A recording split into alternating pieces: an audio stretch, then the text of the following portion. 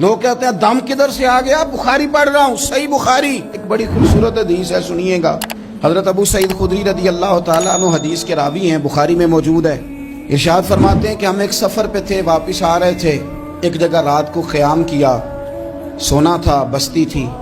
بستی کے لوگوں نے نہ کھانا پوچھا نہ پانی پوچھا، کوئی ضیافت نہیں کی۔ آدھی رات کا وقت آیا تو ایک بندہ دوڑا آیا، کہنے لگا ہمارے سردار کو بچھو نے کاٹ لیا ہے، تم میں سے کوئی بندہ دم درود کر لیتا ہے؟ تو ایک صحابی کہنے لگے کر تو لیتے ہیں، پر تم نے چونکہ ہمیں کھانا پانی تک نہیں پوچھا، تم اگر دم کراؤ گے تو مفت نہیں کریں گے۔ بخاری پڑھ رہا ہوں، پیسے لگیں گے۔ کتنے پیسے؟ بکریوں کا ایک ریوڑ پورا۔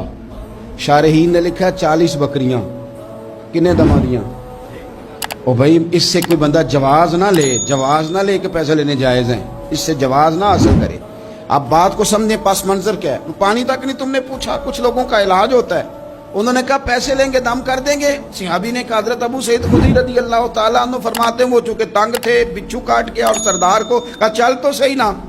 وہ صحابی گئے، سورہ فاتحہ پڑھ کے دم کیا، اور حدیث بخاری سے میں آپ کو دکھاؤں گا۔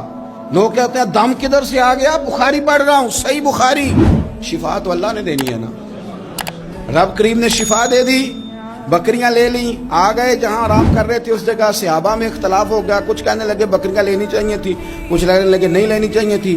حضرت ابو سعید خدری رضی اللہ تعالیٰ عنہ فرماتے ہیں پھر ہم نے فیصلہ کیا چپ کر کے سو جاؤ، صبح حضور کی بارگاہ میں جائیں گے۔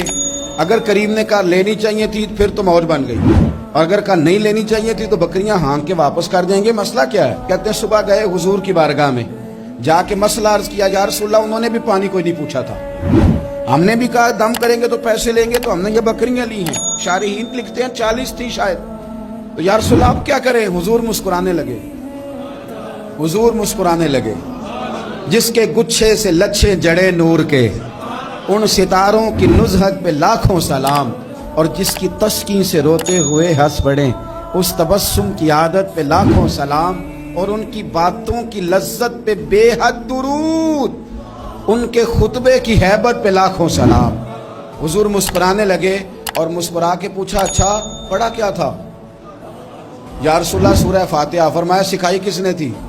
کہا یا رسول اللہ آپ نے۔ فرمایا پھر آدھی بکریاں میری ہیں آدھی تمہاری ہیں، اور میرا حصہ نکالو نا بھائی۔ تو قرآن پاک میں شفا ہے۔